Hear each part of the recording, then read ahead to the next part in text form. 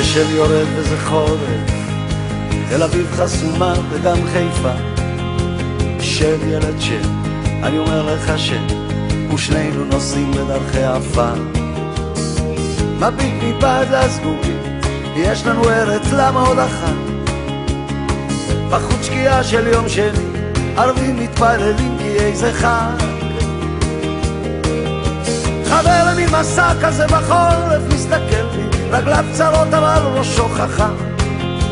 שנינו מין מוסר, כל פה זז הוא אומר, אתה גם אבא, אתה גם בן אדם.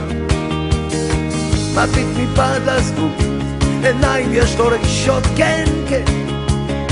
מוזר לך אויב הזר, נראה לו אנושי וגם פוחד.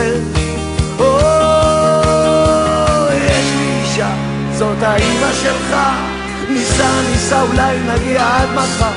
אם לא נעד, לא נביט, לא נשים לה מפרטים, לא נגיע לארץ חדשה.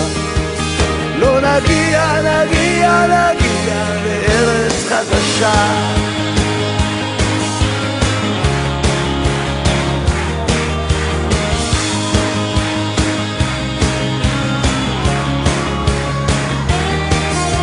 שתי כבשים עולות עליהם הדרך, לא נדרוס אותן, אנחנו לא נוסעים.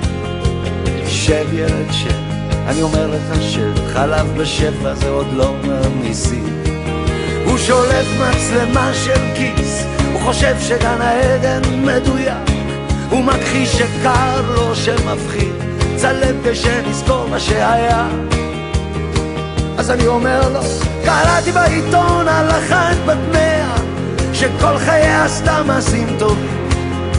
נשאר ילד שב, אני אומר לך שלא כל האנשים נולדו רעים, אבל היא מזמן, היא מתה די מזמן.